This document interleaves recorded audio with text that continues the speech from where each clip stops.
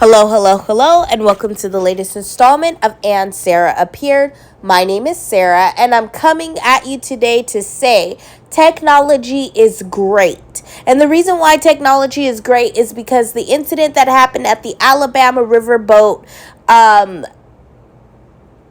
don't know what you would call it, function. It showed the hypocrisy of blaming minority groups of people for inciting violence and tearing up the areas that they enjoy and live in out of sheer chaos. Black people have been notoriously gaslighted racially in this country from non-blacks. And I can't just say, in this case, it was white people who have been doing this, but it's not just white people. Asian people do it to black people. Hispanic people have done it to black people, even though we have the same numbers. I don't understand that. Every immigrants have done it to black people. Everybody, versus the blacks. That's kind of how it's been. We should put it on a t-shirt, because that's what you're doing. And so technology is amazing because technology shows that who are the real instigators and what really goes on in real life. Technology wasn't around to show the story for Emmett Till, nor Rosewood, nor any of the other atrocities, the massacre in Oklahoma that happened against blacks. Technology wasn't around to prove any of that. But now we have technology that shows that, yes, even though that shows that the atrocities against other Americans have always come out of small towns. Small towns have always tried it.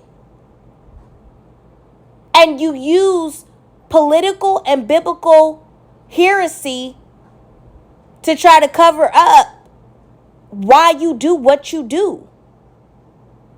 You attack, and you have been attacking black people and throwing a rock and hiding your hand and saying that we're the ones that are the mongrels. We're the ones that are the wild animals. We're the ones that's tearing up our cities and our towns. No, that started with racist Southern whites. You put the stain of slavery on this country. Then you indoctrinated every other, and this is what black people need to watch for. You have indoctrinated every other race of person to come in on your shenanigans and to align with you on the idea that it's okay to attack black people. Not only in their character, but physically. It's okay to lie on them. It's okay to put it on the blacks. When you know that a lot of the things and a lot of the crimes that have gone on have happened from other communities, from the hands of other communities. But you blame us.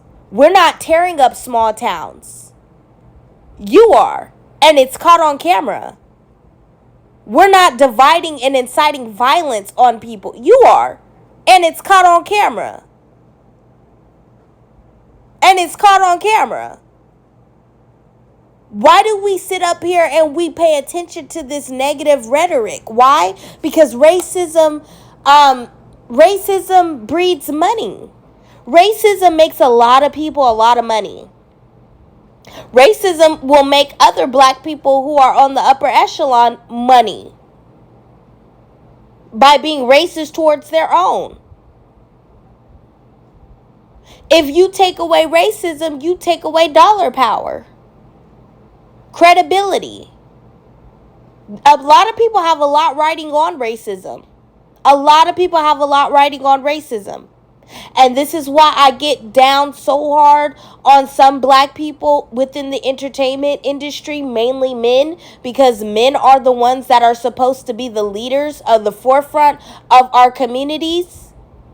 When you don't support your own, when you say every man for himself, when you only are your brother's keeper, but you leave your sisters behind, and then you do things behind closed doors to enact and incite violence against your sisters, and act like you're completely innocent, then things like this happen because you have put out a spiritual vibration and a spiritual signature that it doesn't matter. You can get away with being racist towards someone, with being biased or have bigotry towards someone, and it's not going to ever affect you.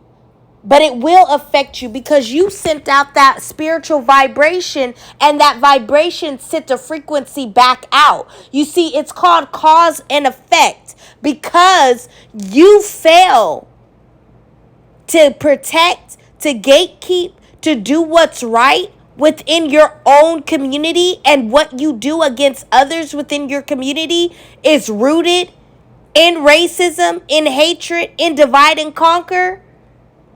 The communities that you partner with are going to turn that right back around onto you.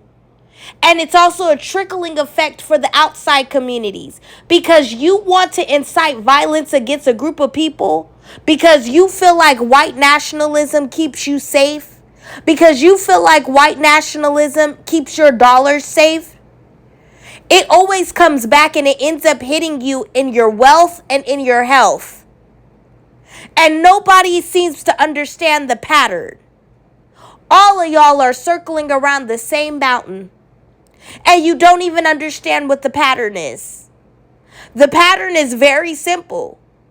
If you want the United States of America to remain united, you have to eradicate racism.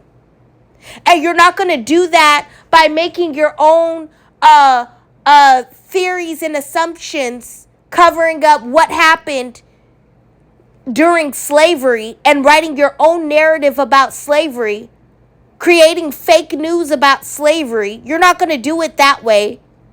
You're not going to do it by just tearing down Confederate statues, which I don't believe you should tear down those statues, because I believe that those statues should show this is what happened and how certain individuals became a superpower in this country off of the blood and the blacks of atrocities. Don't erase what you did.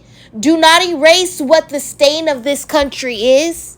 Embrace it and talk about it so that it does not happen again.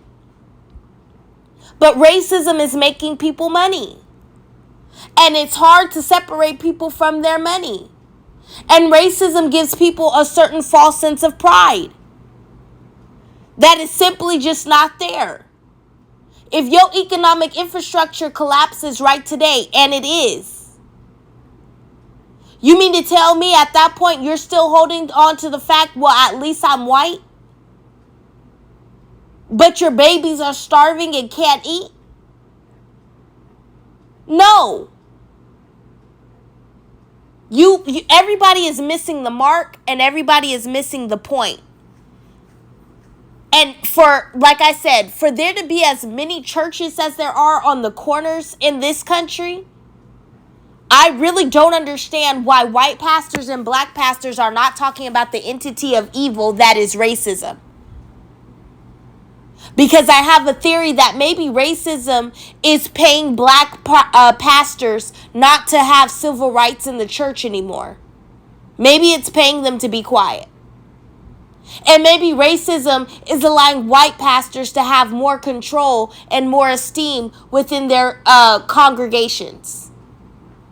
But whatever it is, whatever the issue is, God is going to He is going to make a divide between the wheats and the tares. And there's not a lot of wheat, because most of the tares try to take out the wheat and burn them at the stakes. Bye for now.